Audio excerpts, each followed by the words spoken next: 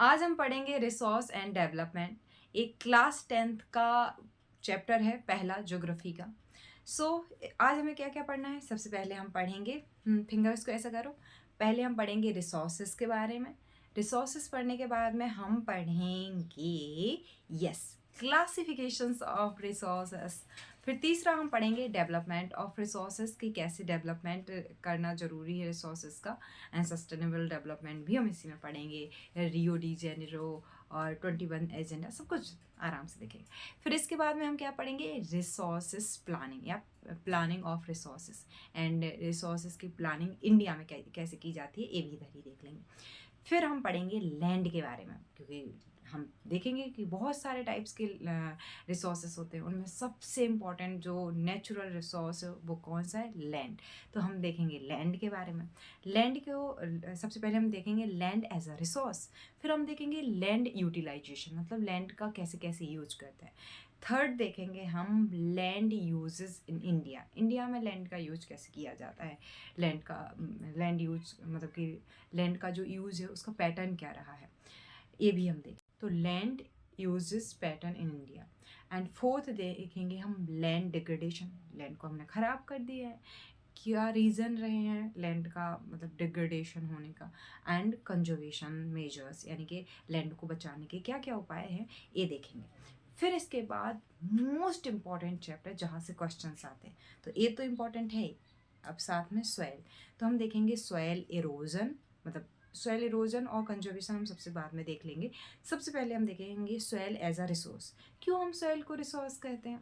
फिर हम देखेंगे सॉइल की क्लासिफिकेशंस, यानी कि कितने टाइप की सॉइल होती हैं। यहाँ हम पढ़ेंगे एलुवियल सॉइल, ब्लैक सॉइल, ये सॉइल वो सॉइल।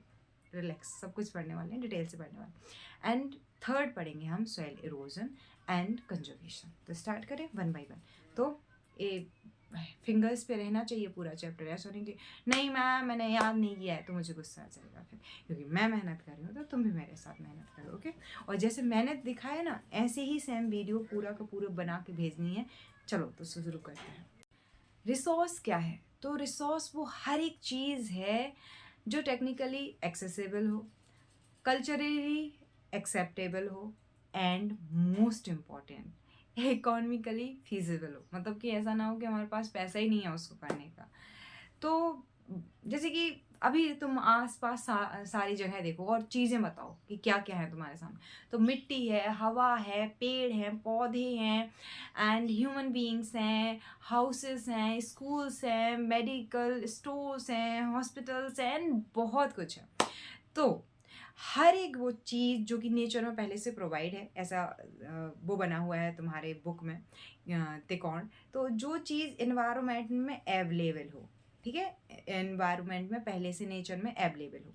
दूसरा पॉइंट कौन सा है, दूसरा पॉइंट है कि टेक्नोलॉजी हो उसको मतलब कि यूज करने के लिए। और तीसरा पॉइंट कौन सा है, तीसरा पॉइंट है, कौन सा है तीसरा पॉइंट, हाँ तीसरा पॉइंट जो है वो है कि जो इंस्टीट्यूशंस हैं, तुम हो, मैं हूँ, जितनी भी संस्थाएं हैं, इंस्टीट्यूशंस हैं, वो एक्सेप्ट करेंगी, हाँ ओके। तो चलो इतना तो समझ में आ गया कि रिसोर्स क्या है। तो रिसोर्स वो हर एक चीज़ है जो हमारी लाइफ को ईजी बनाती है, हमारी लाइफ को आरामदायक बनाती है, ठीक है। और अब हम बात करेंगे रिसोर्सेज को हिंदी में क्या कहते हैं इसकी। तो रिसोर्सेज को हिंदी में कहते हैं संसाधन, यानी जो भी दिख रहा है वो सारे संसाधन ही हैं। तो ये संसाधन कितने तरीके के हो सकते हैं, तो दो तरीके के मेनली हम देखेंगे। एक डायग्राम बनाए कि एक जो कहते हैं कि भगवान ने दी है, यानी कि बाय गॉड गिफ्ट हैं, ऐसे कहते हैं। लेकिन नहीं, कोई भी चीज़ ऐसे गॉड गिफ्ट मान के हम उसका फ्री में इतना यूज करते हैं कि उसको ख़राब कर देते हैं। तो एक तो होते हैं नेचुरल रिसोर्सेस जो कि अपन ने नहीं बनाए, दूसरे होते हैं ह्यूमन मेड रिसोर्सेस। और हम कौन हुए, हम ह्यूमन रिसोर्स हुए। ह्यूमन मेड यानी कि इंसान द्वारा बनाया हुआ रिसोर्सेज वो अलग कहलाएंगे और नेचुरल रिसोर्सेज अलग कहलाएंगे। लेकिन हम कौन कहेंगे, हम कहलाएंगे ह्यूमन रिसोर्स। हम भी रिसोर्स हैं लेकिन हम ह्यूमन रिसोर्स हैं।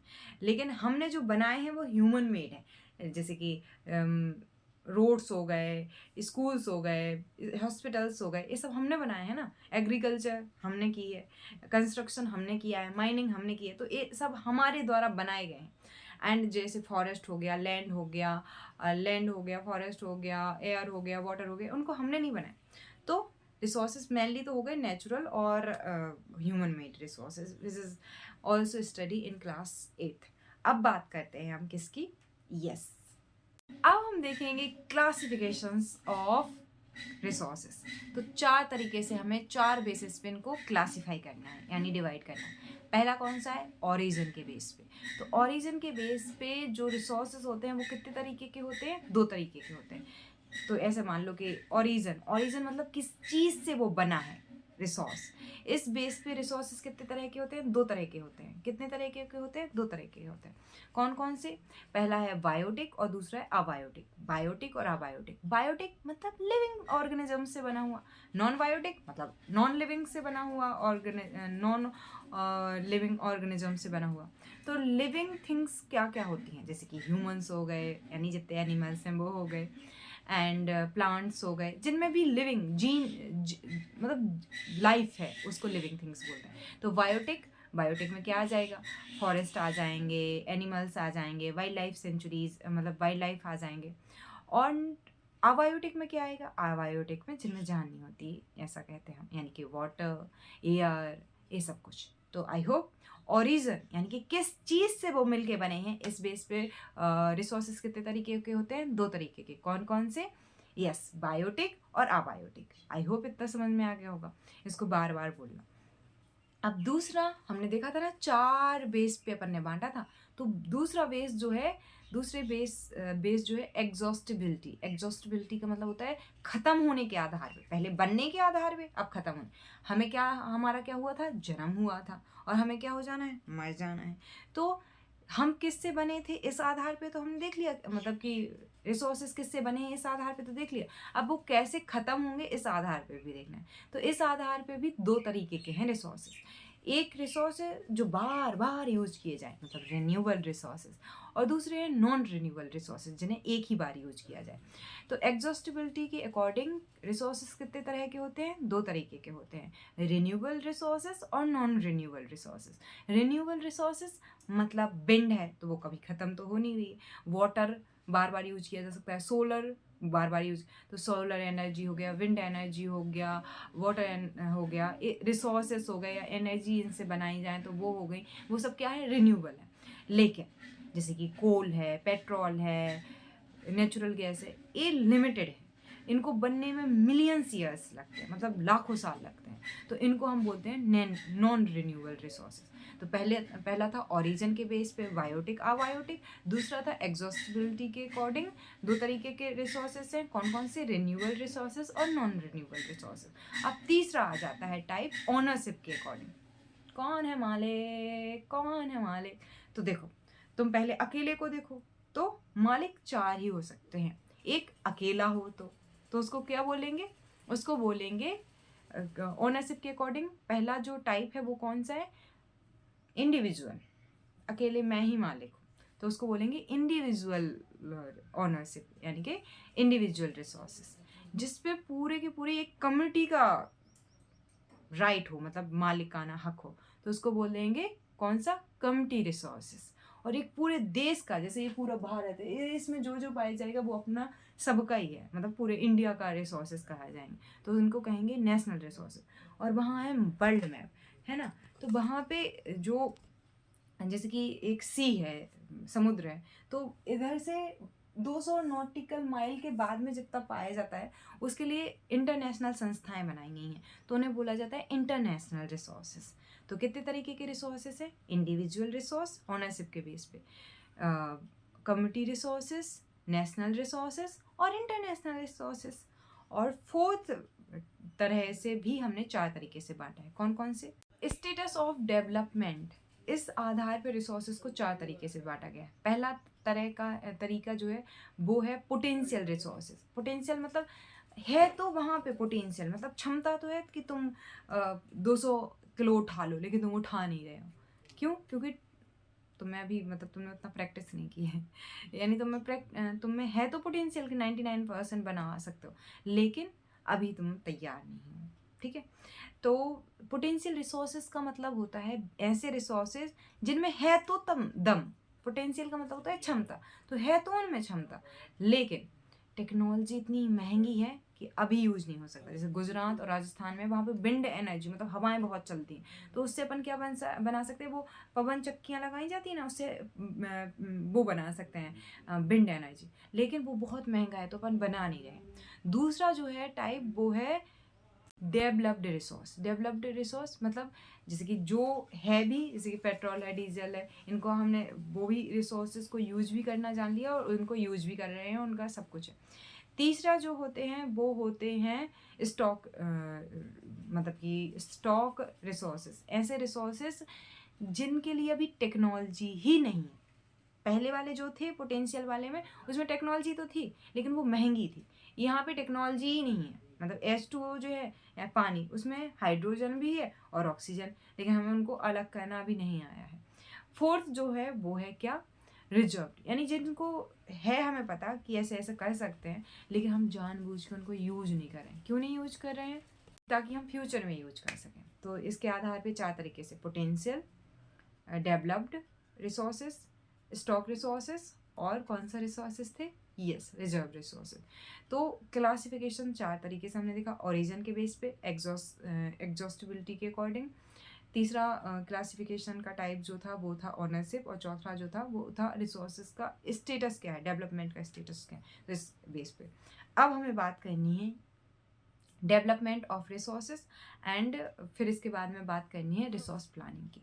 तो डेवलपमेंट ऑफ रिसोर्सेज का मतलब, जैसे ही हमने कहा कि रिसोर्सेज, थर्ड टॉपिक पढ़ रहे हैं हम, तो जैसे ही हमने कहा कि रिसोर्सेज तो बहुत ईजी हैं, बहुत आसानी से गॉड गिफ्ट है, वो कभी ख़त्म ही नहीं होंगे, तो हमने बहुत ज़्यादा यूज किया। कैसे यूज किया? बहुत ज़्यादा यूज किया, बहुत ज़्यादा यूज किया। तो उससे क्या हुआ? उससे देखो, एक तो डिप्लेशन ऑफ रिसोर्सेज हो गया, यानी रिसोर्सेज नष्ट हो गए, 3 प्रॉब्लम्स खड़ी हुई। दूसरा कि रिसोर्सेज जो थे वो कुछ हाथों में आ गए, मतलब अमीरों के हाथों में ज़्यादा रिसोर्सेज, गरीबों के तो ऐसे गरीबी अमीरी आ गई। तीसरा जो था इनडिस्क्रिमिनेशन, यूजेस किया हमने, मिस यूज किया, तो वो जो हैं वो भी ख़राब कर दिए हमने रिसोर्सेज।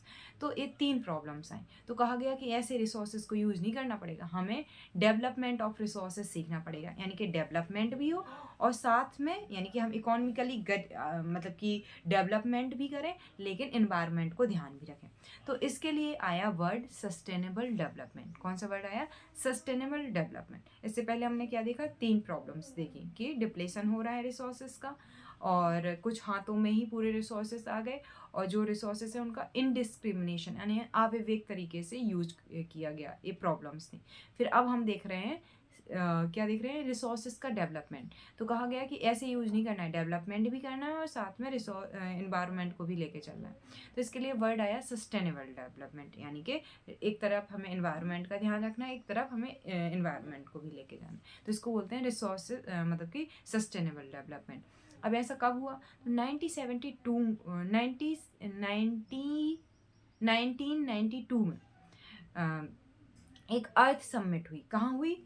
तो वहाँ पे ब्राज़ील देश है, साउथ अफ्रीका में, वहाँ का सबसे बड़ा राज्य ब्राज़ील, वहाँ के एक शहर का नाम है रियो डी जेनेरो। वहाँ पे सारे के सारे लोग आए और उन्होंने कहा हम फॉरेस्ट को बचाएंगे, और कहा गया एजेंडा 21 लेके आएंगे। और एजेंडा 21 में क्या था कि हम फॉरेस्ट को सर्व करेंगे और बहुत ऐसे ही कि वाइल्ड लाइफ को, इनको उनको हेल्प करेंगे।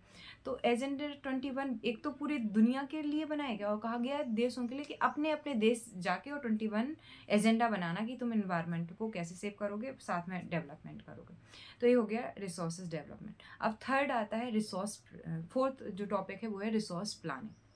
कहीं पे ज़्यादा रिसोर्सेज हैं, कहीं पे कम रिसोर्सेज हैं, तो इम्बैलेंस है, तो इसको क्या करना पड़ता है? प्लानिंग करनी पड़ती है। तो सबसे पहले आइडेंटिफाई करना पड़ता है कि सर्वे किया, मैपिंग वगैरह की, चेकिंग वगैरह की कि कहाँ कैसा है। फिर दूसरा काम करना पड़ता है, प्लानिंग बनाए कि कैसे इसको हम डेवलप करेंगे। और तीसरा काम किया जाता है कि रिसोर्सेज के साथ में वो मैच किया जाता है वो प्लान, और इस तरीके से रिसोर्सेज की प्लानिंग की जाती है।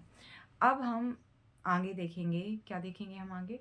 Land resources, land as a resources. तो इस वीडियो को 1-2 बार देख के और बार बार इसको रिक्रिएट करना है अपनी फिंगर्स पे, ताकि पूरा चैप्टर आ जाए समझ में। तो अपन फिर से बात करते हैं, अपन ने क्या देखा था कि रिसोर्सेज पढ़ना है इस चैप्टर में।